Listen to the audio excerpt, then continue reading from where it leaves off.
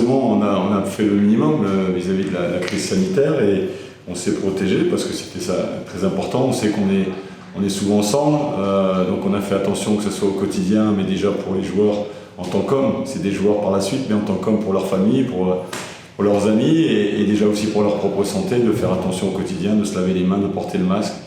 Donc, mais bon, on sait qu'on est une région, et j'ai découvert aussi, très touristique, donc il y a un afflux de personnes, contrairement à d'autres régions qui le sont un petit peu moins. Donc on est amené à faire d'autant plus attention parce que nos propres familles rencontrent d'autres personnes.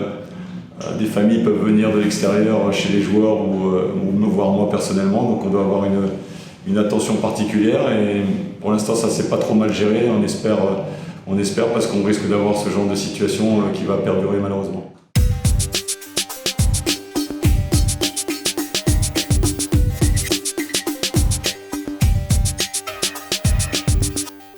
On l'a vu au niveau professionnel, où c'est un petit peu plus clair au niveau du règlement, mais ça fait partie des choses, et notamment quand on est souvent ensemble, et une équipe sportive et de football notamment, on peut se retrouver à 25-30 assez souvent ensemble, donc il faut faire d'autant plus attention, mais il y a tellement une incertitude et aucune vérité sur ce virus, même les grands savants s'y perdent un peu, donc comme je dis, en général, quand on ne connaît pas les choses, on essaye de ne pas en parler et de faire des hypothèses négatives ou positives. On essaie d'être en bonne santé, de se protéger soi-même, de protéger sa famille, comme je viens de vous le dire. Et on sait qu'on peut réellement vivre avec ça. Alors arrêter le championnat, j'espère pas, parce qu'on a déjà vécu une saison compliquée la saison dernière pour tout le monde. On a eu un arrêt, ça a posé quelques problématiques, ça le posera encore.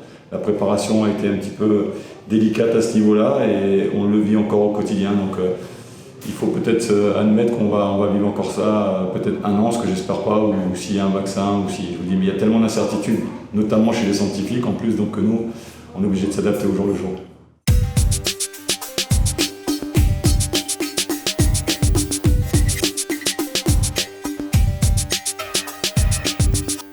De façon générale, c'est toujours été un club avec beaucoup de ferveur.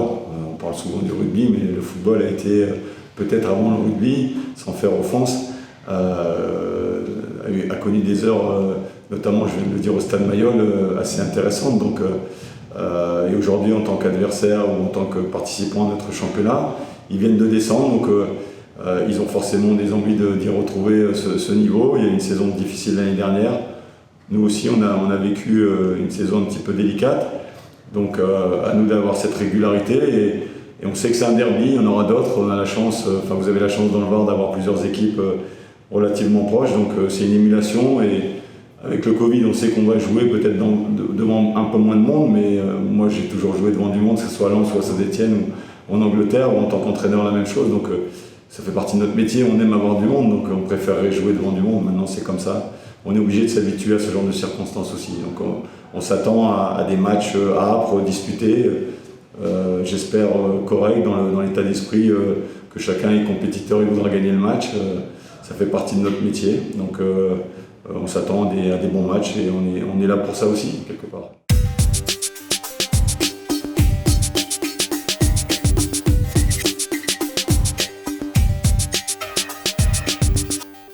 Je dirais que quand on s'entraîne, en général, on est toujours presque à huis clos. On a fait des matchs récemment aussi et le Covid, je dis pas, permet de gérer cette appréhension du huis clos parce que j'ai parlé avec des amis récemment, quand vous regardez PSG, la finale PSG-Bayern, il y avait le fond sonore, mais si on n'a pas ça, on ne pouvait pas se rendre compte de ce que pouvaient vivre les joueurs.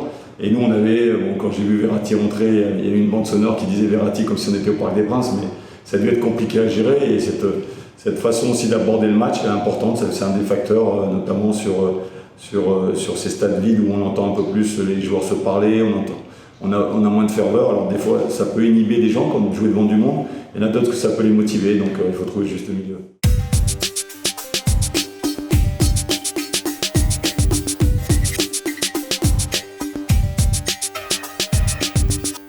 Je sais pas, quand on joue à domicile, on aime avoir ses supporters, forcément, donc, et ceux de Toulon encore plus.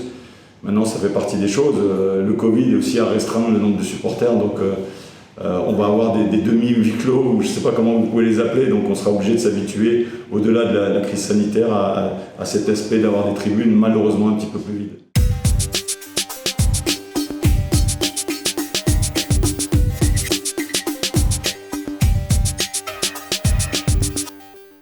on a su, en tout cas j'ai su faire un état des lieux, et quand on fait un état des lieux, on doit trouver des solutions derrière, ce qui n'est pas toujours facile. En professionnel, il y a plusieurs cartouches pour trouver certainement des joueurs, que ce soit des vidéos, des agents, même si à ce niveau-là ils ont tous des agents. Donc, après au niveau amateur, on connaît un petit peu moins les joueurs, on a peut-être moins de possibilités.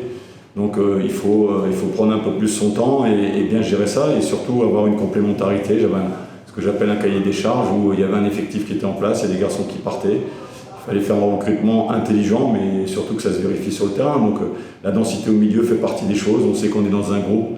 Je ne suis pas dans le groupe avec Chartres où on a joué, et c'était pas facile non plus d'aller en Bretagne ou en région parisienne, mais on sait qu'ici, il y a une densité aussi physique et impact et mentale importante. Donc, mais il y a aussi le jeu et c'est important.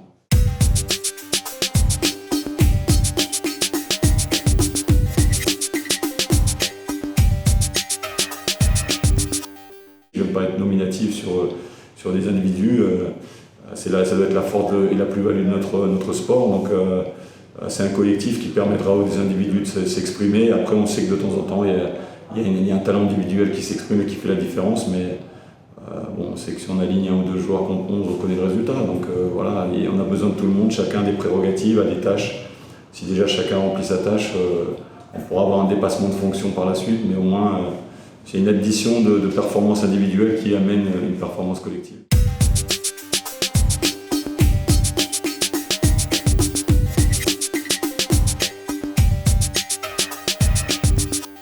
Moi, je suis venu pour jouer le haut de tableau, pour gagner les matchs, comme les équipes que je vais affronter, dont Toulon dès samedi. Donc, on rentre sur un terrain, on a cet aspect de compétiteur. Maintenant, il y a un état d'esprit à créer, il y a un groupe à mettre en route. Et si on est dans les 4-5 premiers, dans la dernière ligne droite, on pourra peut-être parler de jouer la montée. Mais là, on joue, oui, le haut de tableau, clairement. On n'est pas venu ici pour se mentir, mais on n'est pas présomptueux pour autant. On ne se prend pas pour qui on n'est pas, on travaille bien, on a bien travaillé pendant la préparation.